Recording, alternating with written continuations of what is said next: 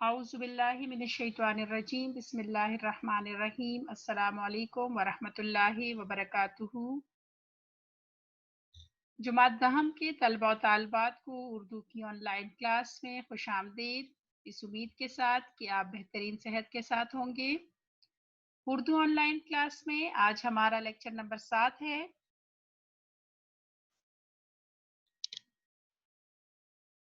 آج ہم ڈاکٹر وحید احمد قریشی کے بارے میں پڑھیں گے اور ان کے لکھے ہوئے مضمون اردو ادب میں عید الفطر کی اہمیت، اس کے بارے میں آج ہم پڑھیں گے۔ آپ کی کتاب کے پیج نمبر 41 یعنی 41 پر ڈاکٹر وحید قریشی کا تعارف موجود ہے۔ ڈاکٹر وحید قریشی پیدا ہوئے 1925 میں 1925 میں اور تاریخ وفات ان کی ہے 2009 یعنی 2009۔ ڈاکٹر وحید قریشی میاں والی میں پیدا ہوئے، انڈر لائن کیجیے گا۔ اصل نام عبد الوحید تھا، اس کو بھی انڈر لائن کریں۔ والد محمد لطیف یعنی ان کے والد کا نام محمد لطیف تھا، قریشی محمد لطیف قریشی ان کا نام تھا ان کے والد کا۔ محکمہ پولیس میں ملازم تھے، ان کا تبادلہ ہوتا رہتا تھا، اس لیے ڈاکٹر صاحب کی اسکول کی تعلیم مختلف شہروں میں ہوئی۔ 1944 یعنی 1944 میں گورنمنٹ کالج لاہور سے بی اے آنرز اور 1946 میں اورینٹل کالج لاہور سے ایم اے فارسی کیا۔ بعد ازاں پنجاب یونیورسٹی سے ایم اے تاریخ، پی ایچ ڈی فارسی اور ڈی لیٹ اردو کی ڈگریاں بھی حاصل کی۔ 1951 یعنی 1951 میں انہوں نے اسلامیہ کالج گجرانوالہ میں تاریخ کے لیکچرار کی حیثیت سے ملازمت کا آغاز کیا۔ پیشے کے لحاظ سے پروفیسر تھے یا ہم کہہ سکتے ہیں استاد تھے، ٹھیک ہے جی۔ اسلامیہ کالج لاہور میں تاریخ اور فارسی اور Punjab university oriental college Lahore میں اردو کے استاد رہے۔ پنجاب یونیورسٹی میں مختلف مناصب یعنی مختلف شعبوں کے جو ہے وہ اس میں کام کرتے رہے، جس میں صدر شعبہ Urdu, principal oriental college Lahore, dean کلیہ علوم شرقی اور اسلامیہ پر بھی فائز رہی۔ یہ مختلف منصب تھے جو ان کے پاس تھے، منصب کی جگہ ہے مناصب، عہدے، ٹھیک ہے جی۔ 1983 یعنی 1983 سے 1987 تک 1987 تک مقتدرہ قومی زبان اسلام آباد کے صدر نشین رہے۔ مختلف اوقات میں بطور اعزازی معتمد بزم اقبال لاہور، ناظم اقبال اکادمی پاکستان اور محتمہ میں مغربی پاکستان اردو اکیڈمی لاہور خدمات انجام دی۔ یہ وہ مختلف شعبے ہیں جس میں انہوں نے خدمات انجام دی۔ ڈاکٹر وحید قریشی اردو اور فارسی زبان و ادب کے ایک اہم محقق اور نقاد تھے۔ محقق تحقیق کرنے والے، نقاد تنقید کرنے والے، ٹھیک ہے جی۔ تنقید نگار بھی تھے اور تحقیق نگار بھی تھے۔ ان کا زیادہ تر سرمایہ ادب تنقیدی کتب پر مشتمل ہے۔ اگرچہ وہ اردو اور فارسی میں شعر بھی کہتے تھے، لیکن ان کی بنیادی حیثیت محقق اور نقاد کی ہے۔ ان کی علمی اور ادبی کارناموں پر حکومت پاکستان نے انہیں تمغہ برائے حسن کارکردگی اور صدارتی اقبال ایوارڈ عطا کیا۔ ان کی تصانیف میں اساسیات اقبال، نظر غالب، کلاسیکی ادب کا تحقیقی مطالعہ، اقبال اور پاکستانی قومیت، مطالعہ ادبیات فارسی، پاکستان کی نظریاتی بنیادیں، مقالات تحقیق، تنقیدی مطالعے، اردو نثر کی میلانات، مطالعہ حالی اور میر حسن اور ان کا کارنامہ شامل ہیں، ٹھیک ہے جی۔ یہ ان کی وہ کتابیں ہیں، ان کی وہ تصانیف ہے جو آپ نے یاد رکھی ہیں۔ چونکہ ہم نے پتہ چل رہا ہے کہ وہ نقاد اور تنقید نگار یعنی وہ بہت بڑے تنقید نگار تھے، محقق تھے، تحقیق کرنے والے تھے۔ یہاں پہ ہمارے پاس ان کا جو مضمون ہے وہ ہے اردو ادب میں عید الفطر کے، بتایا جائے گا کہ کس طرح اردو ادب میں عید الفطر جو ہے اس کے بارے میں کیوں لکھا جانے لگا، کیوں ایک ہم کہہ سکتے ہیں کہ ایک بہت اہم موضوع رہا ہے اردو ادب میں عید الفطر کے بارے میں۔ آپ کو اسلامی تہذیب و تمدن اور معاشرت اور رسم و رواج سے بھی واقفیت حاصل ہوگی کہ کس طرح ہمارے جو اسلامی تہوار ہیں وہ ان کے بارے میں ہمارے اردو ادب میں کیا کیا لکھا گیا ہے اور کس کس طریقے سے آہستہ یا کس کس طریقے سے آہستہ آہستہ مضمون جو ہے یہ نئے نئے مضامین جو ہے وہ اردو ادب کا حصہ بنتے چلے گئے. چلے جی شروع کرتے ہیں. اردو کی غزلیہ شاعری میں عید، عید کا چاند،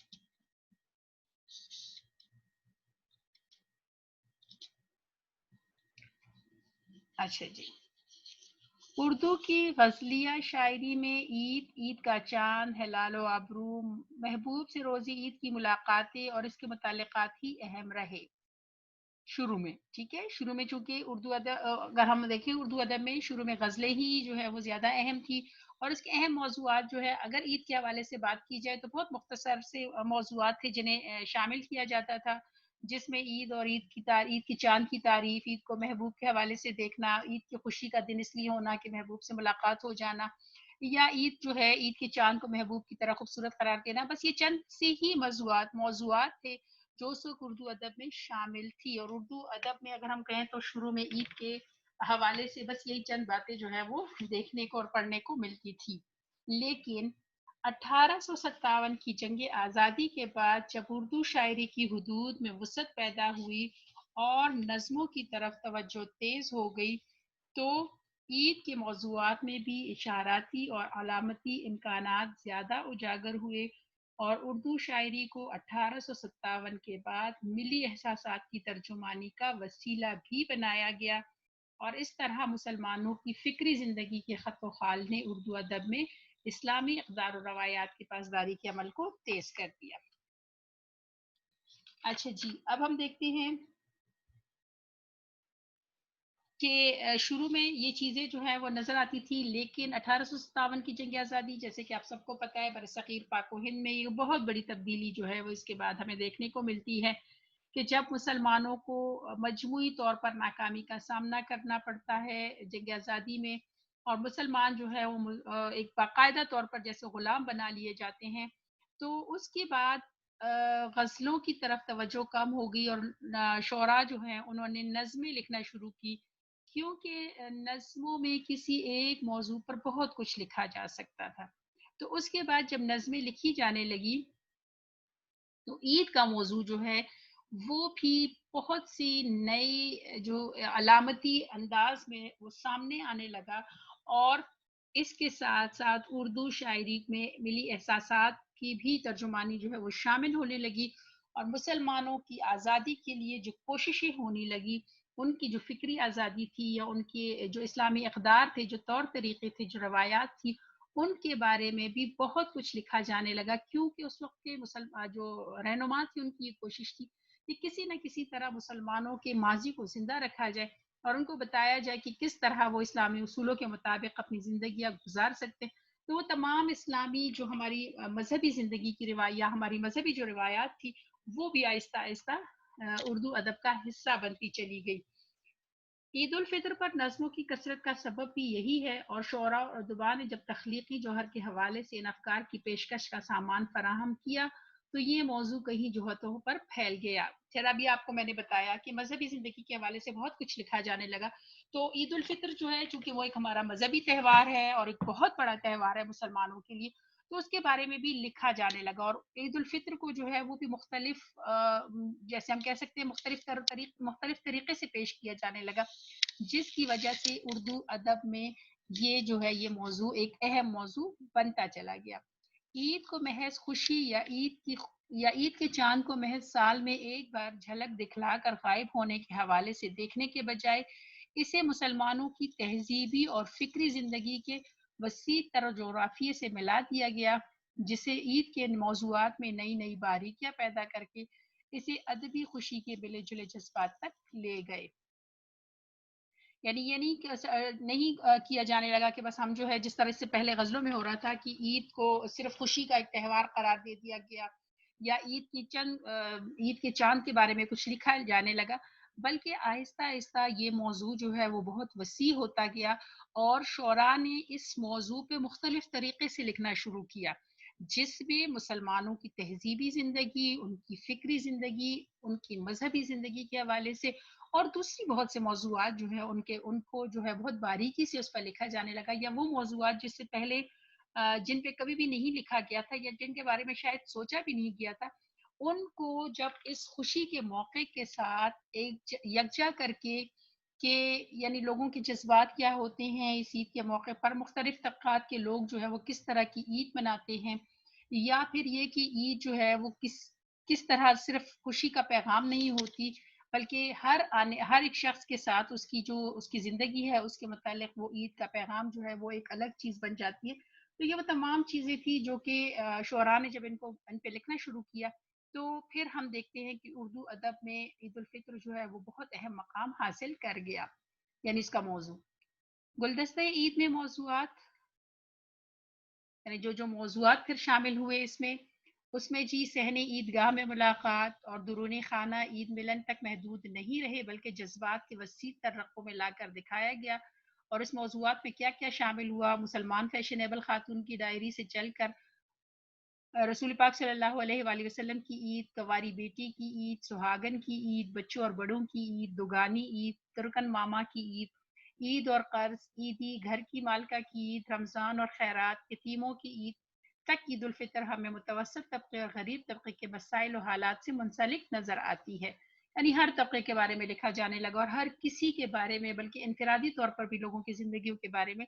कि किस तरह वो लोग ईद मनाते हैं और उनकी ईद जो है उनकी ज़िंदगी पर क्या-क्या असरात जो है मुरतब करती है, उनके बारे में लिखा जाने लगा। और आहिस्ता-आहिस्ता यानी मौज़ूआत ज़्यादा होते गए तो हम देखते हैं कि ईद उल फित्र एक अहम मौज़ू बनता चला गया। इस तमद्दुनी पस मंज़र के तुफ़ैल एक वक़्ती जज़्बा हिजान नहीं, बल्कि एक तहज़ीबी इकाई बनकर हमारे माशरती ज़िंदगी में बहुत दूर तक जाती है। इस वसअत पज़ीरी से मौज़ू की जड़ें हमारी अदबी रिवायात में फैल गई हैं। ख्वाजा हसन निज़ामी ने दिल्ली की बर्बादी के जो नोहे लिखे हैं, इनमें दौलत और इज़्ज़त से महरूम होने वाले शहज़ादों और शहज़ादियों की कसम पुरसी में ईद बसर करने की अहमियत का ज़िक्र जो है वो अहमियत रखता है। ख्वाजा हसन निज़ामी ने दिल्ली के बारे में जो नोहे लिखे थे, जो गमज़दा अगर हम कहें या गम से भरे हुए जो उनके नोहे या उनके जो अशार थे, उसमें सबसे अहम चीज़ जो नज़र आती है वो ये होती है कि शहज़ादी शहज़ादियाँ जो हैं वो किस तरह गरीब होने के बाद या जब उनसे सल्तनत छीन ली जाती है और उनकी ईद आती है तो किस तरह गुर्बत वो ईद गुजारते, वो सबसे अहम मौजू जो है वो रहा है। इसके इस रिवायत का आगाज़ सर सैयद अहमद खान से होता है, जिन्होंने मुसलमानान हिंद की ईद के अनवान से मुसलमानों की माशरती ज़िंदगी की खामियों को बयान करने के अलावा इनकी गरीबी के नक्शे भी तफसील से बयान किया। ठीक है जी, सर सैयद अहमद खान ने सबसे पहले इस चीज़ पर इस तरीके से लिखना शुरू किया कि उन्होंने एक मज़मून लिखे इस पे कि किस तरह मुसलमानान हिंद की लोग जो हैं वो ईद मनाते हैं और किस तरह वो गुर्बत का शिकार है और किस तरीके से गुर्बत से ज़िंदगी गुजार रहे थे। ये तमाम जो है वो सर सैयद अहमद खान ने लिखना इस पे शुरू किया। हसन निज़ामी की मौज़ूआत में अज़मत रफ़्ता की याद, अज़मत रफ़्ता यानी पिछला बहुत अच्छा जो ज़माना था उसकी याद, ईद को अलामती हवाला अता करती है। यतीम शहज़ादी की ईदगाह माँ गरीबाए कुए तो दीनी जज्बे की शिद्दत और मजहबी उमूर से गहरी वाबस्तगी को ज़ाहिर करती है। यानी अगरचे वो लोग जो हैं वो गरीब होते हैं, अगरचे लोग जो हैं उन पे बहुत मुश्किल वक़्त होता है, लेकिन ईद के मौके पर हर कोई उसको अपने तरीके से मनाने की कोशिश करता है और ये हमारे दीनी जज़्बा जो है उसकी शिद्दत को और मजहबी उमूर यानी मजहब से हमारी वाबस्तगी या उनकी क़ुर्बत जो है वो उसको भी ज़ाहिर करते हैं। ठीक है, ये हसन निज़ामी की जो मौज़ूआत है उनसे जो हमें चीज़ नज़र आती है वो ये है कि किस तरह लोग जो है वो अपने दीन से, अपने मज़हब से जुड़े हुए हैं और किस तरीके से वो, क्योंकि हमारा जो ईद है वो हमारा एक मज़हबी त्योहार है, तो उसको मनाना जो है वो ज़ाहिर करता है कि लोग अपने मज़हब से किस कदर जुड़े हुए हैं या मज़हब जो है उनकी रोज़मर्रा ज़िंदगी पर क्या असरात जो है वो मरतब करते हैं। इन नस्ल पारों के असरात हमारी शेरी रवायत पर भी पड़े हैं। हाल ही की नज़म तहनीत ईद उल फित्र में खुशी के जज्बे की अक्कासी के अलावा ईद को मजहबी इक़्तार से भी हम आहंग किया गया है। यानी ईद ना सिर्फ खुशी का मौका है, बल्कि क्योंकि ये हमारा मजहबी एक मजहबी रस्म, मजहबी क्या कहते हैं उसको, मजहबी एक हमारा मजहब की तरफ से हमें ये चीज़, ज़ाहिरी बात है मुसलमानों को तमाम महीने के रोज़े के रोज़ों के बाद ये खुशी मिलती है। तो हमारा एक मजहबी लिहाज से भी ये हमारा एक अहम त्यौहार है, मजहबी त्यौहार है, तो उसको भी عکاسی کی گئی ہے حالی کی نظم میں، اور وہ کہتے ہیں ماہ صیام آ گیا اور روز عید آیا، یعنی مہینہ رمضان کا آیا اور اس کے بعد عید کا دن آیا، خوشی کی عید کا حق ہر کوئی بجا لایا، کیا ہے شکر خداوندی روزہ داروں نے کہ اپنے صبر کا انعام ہم نے بھر پایا۔ یہ بتا رہے ہیں کہ کس طریقے سے مسلمانوں کو عید جو ہے وہ ان کے روزے کے انعام، روزے 30 دن کے روزے رکھنے کے انعام میں ملتا ہے، اور کس طرح پھر مسلمان جو ہے وہ خوش ہوتے ہیں اور اللہ کا شکر ادا کرتے ہیں کہ ان کو ان کی جو عبادت ہے اس کا انعام ملا۔ اقبال کے ہاں ہلالی عید صرف ہمیں خوش ہی نہیں کرتا، ہماری ہنسی بھی اڑاتا ہے۔ یتیموں کی عید کے بارے میں بھی اقبال اس رویے کی عکاسی کرتے ہیں کہ جس پر نثر نگار بھی خامہ فراسائی کرتے ہیں، خامہ فراسائی قلم اٹھانا، ٹھیک ہے، اس پہ لکھتے رہے ہیں۔ یادی طفلی علامہ اقبال کو عید کی چاند کی تصویر کشی پر مجبور کرتی ہے اور وہ منظر کشی کرنے والے رجحان کی طرف مائل ہو جاتے ہیں۔ یادی طفلی بچپن کی یاد، عید، علامہ اقبال جیسے بڑے شاعر نے بھی عید کے حوالے سے اور پھر بچپن میں جو عید، خوشی کی جو عید ہے اس کے بارے میں وہ منظر نگاری جو کی، وہ کہتے ہیں اے میں عید بے حجاب ہے تو، حسن خورشید کا جواب ہے تو کمندی غزال شادی ہے، لذت افزائے شور طفلی ہے، ٹھیک ہے جی۔ پھر مجموعی یہ اقبال کے اشعار ہیں جس میں انہوں نے بڑی خوبصورتی سے عید کے چاند کو مخاطب کر کے کہ تو جو ہے اب جب بے حجاب ہو گیا، یعنی تو جب نظر آ گیا ہے تو ہر طرف خوشی کا سماں ہو گیا ہے، اور وہ کہہ رہے کہ بچپن میں اس چیز کو یا اس میں اس کی خوشی جو ہے وہ دوبالا ہو جاتی ہے، بچپن میں خوش زیادہ ہوا جاتا ہے یا اس کی خوشی جو ہے وہ زیادہ ہوتی ہے۔ مجموعی طور پر عید الفطر سے متعلق موضوعات ہماری شاعری کی بنیادی رخ کو ظاہر کرتے ہیں۔ کون سے بنیادی موضوعات ہیں؟ پہلا، عید کے چاند کو مناظر کے حوالے سے بیان کرنے کا رجحان جو شروع سے چلا آ رہا ہے۔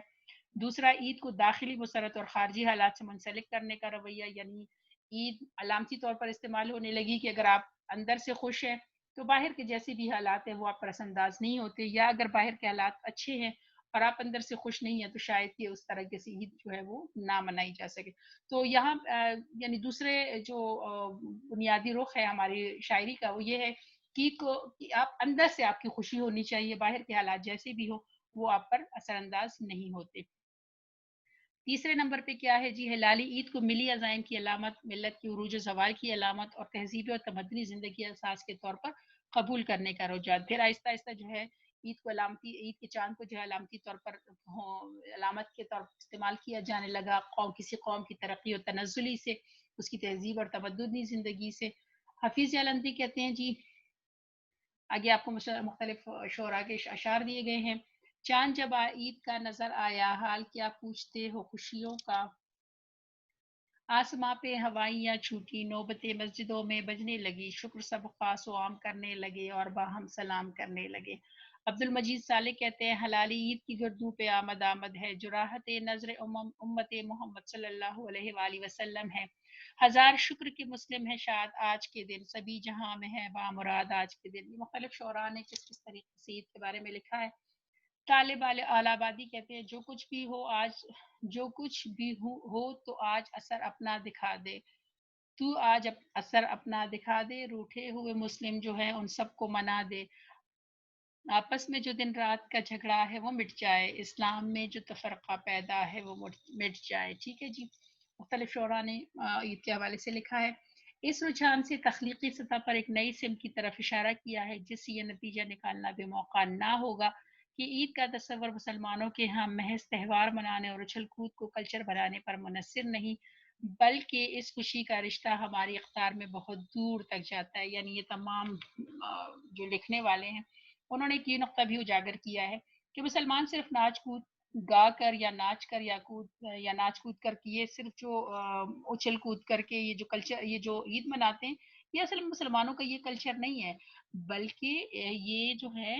عید صرف اس کو نہیں کہتے،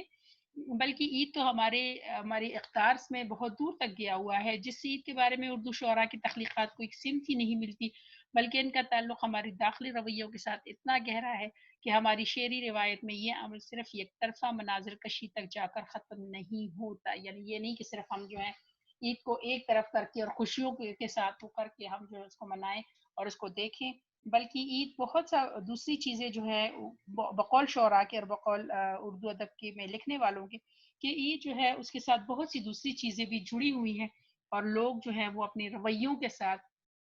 کہ عید ان کے اگر ان میں جو ہے ہم کہہ سکتے ہیں کہ ان کے رویوں کو تبدیل کر دیتی ہے، کہ کیسے آپ عید کے دن صرف اپنی خوشی کا خیال نہیں رکھتے بلکہ اپنے غریب بھائی بہن کا بھی خیال رکھتے ہیں، کیسے آپ جو ہے اپنی عید کو کی خوشیوں میں دوسروں کو شریک کرتے ہیں، کیسے آپ ان کا خیال رکھتے ہیں، اور بہت سی دوسری ایسی چیزیں جو ہماری روایات سے جڑی ہوئی ہیں۔ تو وہ ساری چیزیں جو ہیں وہ ہمیں اردو ادب میں بھی پھر لے گئی، اور اردو ادب میں بھی ان چیزوں کے بارے میں لکھا جانے لگا، اور وہ کہہ رہے ہیں کہ صرف شعری روایت میں یا صرف منظر کشی تک جا کر ختم نہیں ہوتا، یعنی یہ نہیں کہ صرف منظر کشی کر دی اور ختم کر دیا، بلکہ احساسات و جذبات جو ہیں ان کے بارے میں بھی لکھا جانے لگا۔ عید کی شاعری ہماری شعری روایت کا ایک اہم اور ناقابل فراموش حصہ ہے، اور اس وجہ سے ہم کہہ سکتے ہیں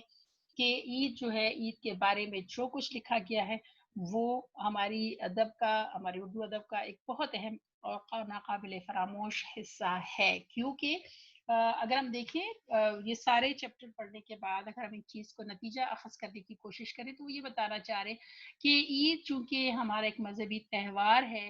اور عید کو صرف خوشی کا مطلب دے دینا وہ کہہ رہے ہیں کہ یہ غلط ہے، کیونکہ جو لکھنے والے ہیں انہوں نے اس کے بارے میں بہت کچھ لکھا ہے اور بتایا ہے کہ کس کس طریقے سے لوگوں کی زندگیاں جو ہیں وہ اس سے متاثر ہوتی ہیں۔ تو اس پہ بہت کچھ لکھا گیا اور بہت اہم موضوع جو ہے وہ یہ رہا ہے۔ ٹھیک ہے جی، اردو نثر کے میلانات سے ان کا یہ مضمون لیا گیا ہے، تنقیدی مضمون ہے۔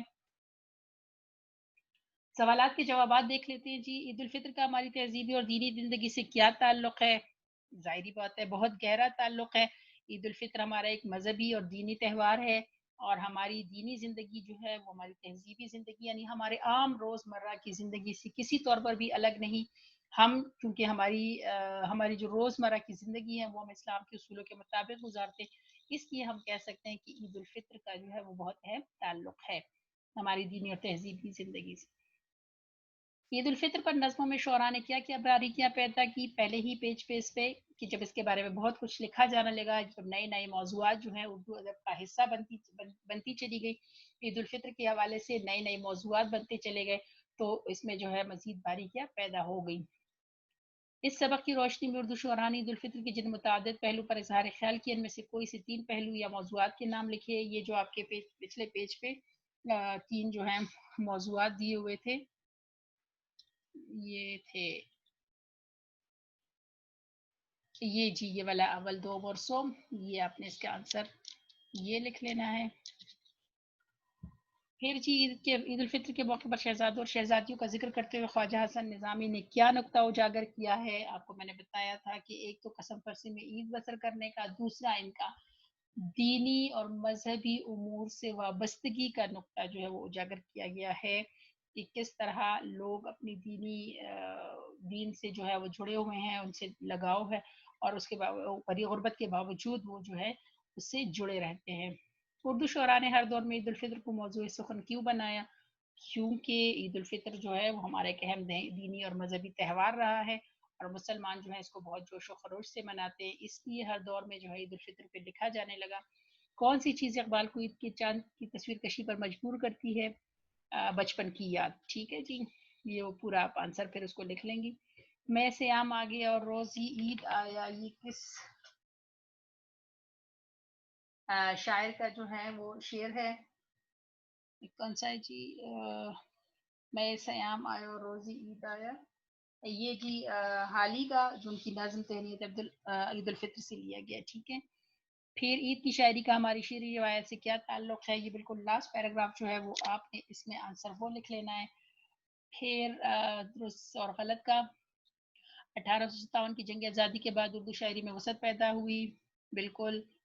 درست ہے۔ خواجہ حسن نظامی نے دہلی کی بربادی کے مرثیے لکھے ہیں، جی نہیں، نوحے لکھے ہیں، یہ غلط ہے۔ عید الفطر کے مختلف موضوعات ہماری شاعری کا اصل رخ ظاہر کرتے ہیں، ٹھیک ہو گیا۔ سبق میں 4 شعراء کے اشعار درج ہیں، غلط ہے۔ عید الفطر کا تصور ہماری اقدار میں شامل ہے، یہ درست ہے۔ پھر آپ نے جی انتخاب کرنا ہے درست جواب کا۔ یہ مصرع کس شاعر کا؟ ہلال عید کی گردو پہ آمد آمد ہے، یہ جی عبد المجید سالک کا ہے۔ ٹھیک ہے، تیسرا آپشن نمبر 3۔ پھر حسن نظامی نے دلی کی جو نوحے لکھی ہیں ان میں کون سی چیز نمایاں ہے؟ ان میں جی عظمت رفتہ کی یاد جو ہے وہ زیادہ نمایاں ہے۔ یہ نمبر 1 آپشن اس کا ہو جائے گا۔ عید الفطر کے موقع پر مسلم معاشرے کے کس طبقے کو سب سے زیادہ مسائل کا سامنا کرنا پڑتا ہے؟ متوسط طبقے کو، ٹھیک ہے جی، جو درمیانہ طبقہ ہے، نہ غریب ہے نہ امیر ہے۔ شاعر نے لذت افزائے شور طفلی میں کس کی طرف اشارہ کیا ہے؟ اس کا آپشن ہے عید الفطر کی چاند کی طرف، نمبر 3۔ 1857 کی جنگ آزادی کے بعد توجہ تیز ہو گئی نظموں کی طرف، یہ آپ کا نمبر 2 جو ہے وہ اس کا آپشن ہے صحیح۔ اس کے علاوہ آپ نے مصنف نے عید کا تعلق تہوار کے علاوہ کس سے جوڑا ہے؟ یہ آپ نے تمام اس میں بتانا ہے، چیپٹر میں جو بتایا گیا ہے، جس تعلق کو جوڑا گیا ہے۔ اس کے علاوہ جی مضمون کا تعارف ہے آپ کا، 9 میں بھی آپ پڑھ چکے ہو، کسی مقررہ موضوع پر اپنے خیالات اور جذبات، احساسات یا تاثرات کا نثر میں تحریری اظہار بیان جو ہے مضمون کہلاتا ہے۔ اس میں موضوع کی کوئی قید نہیں، اس لیے ہر قسم کے موضوعات پر بے شمار مضامین لکھے جاتے ہیں۔ سب سے پہلے موضوع کا تعارف، پھر دلائل دے کر بحث کی جاتی ہے، اور پھر آخر میں مختصر طور پر اس کا نتیجہ جو ہے بیان کیا جاتا ہے۔ توازن، تناسب اور نظم و ضبط اس کے اہم تقاضے ہیں، کیونکہ آپ کو پتہ ہے کہ آپ کے 10th کلاس کے پیٹرن میں مضمون شامل ہے، اس لیے آپ کو پتہ ہونا چاہیے کہ ایک اچھا مضمون کس طرح لکھا جا سکتا ہے۔ پہلے آپ تعارف کراتے ہیں، پھر آپ دلائل سے اس کی اچھائی اور برائیاں بیان کرتے ہیں، اور پھر آخر میں اپنا پوائنٹ آف ویو بتاتے ہیں یا نتیجہ بتاتے ہیں کہ آپ نے اس سے کیا اخذ کیا ہے۔ چلیے جی الحمدللہ سبق جو ہے ہمارا کمپلیٹ ہو گیا ہے۔ آپ نے اس کے کچھ سوال جواب کر لینے ہیں، کوشش کریں ہر سبق میں سے ایک پیراگراف کی ضرور تشریح کیا کریں۔ اپنا بہت سارا خیال رکھیں، ہمیں بھی دعاؤں میں یاد رکھیں۔ اللہ حافظ، خوش رہیں، اللہ حافظ۔